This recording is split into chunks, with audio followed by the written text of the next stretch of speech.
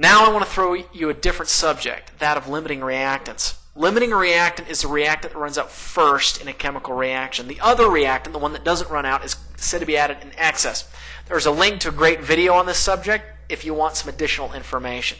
In order to determine which reactant is the limiting reactant, 1. Balance the chemical equation. 2. Convert everything to moles or millimoles. 3. Based on the ratios in the balanced chemical equation, determine which of your reactants is in excess and which one runs out first. Step 4, the one that runs out first is your limiting reactant, and you're done. In order to do this, I like to begin with a simple example that I call the bicycle example. I want you to pretend that you own your own bicycle factory. Now you have a very, very simple formula.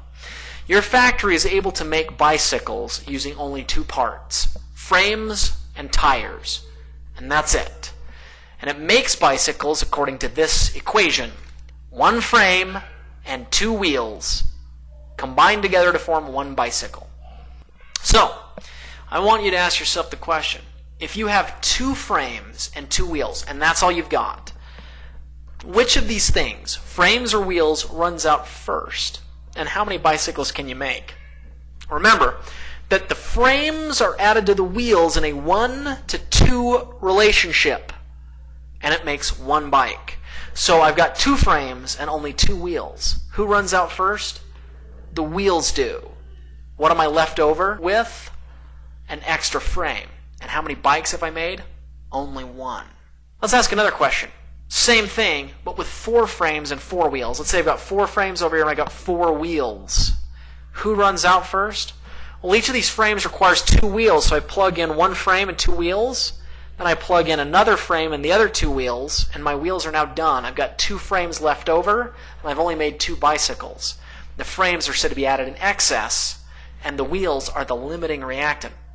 Now, I'm not going to do the same logic for the remaining questions, but want you to actually pause the video and think about this on your own and see if you can answer it.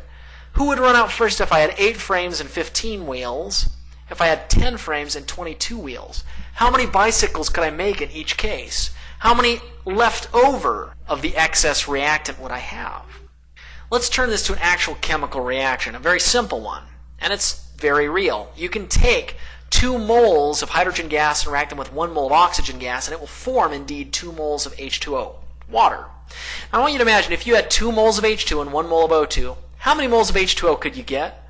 Well, obviously, if you've got that, you've got the exact ratio shown here, 2 to 1, so you would get 2 moles of H2O. Now, what if I had 4 moles of H2, but I only had 1 mole of O2? Which reagent would run out first?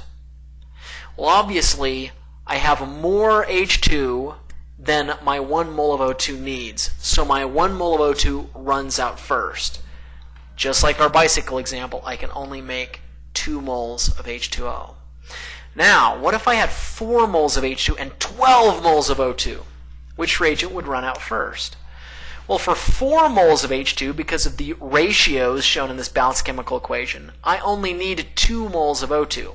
Do I have at least 2 moles of O2? Yeah, I've got 12. So the H2 is totally going to run out, and I'm going to have leftover O2 that doesn't have any more H2 to hook up with. 4 moles of O2 are going to be able to produce 4 moles of water.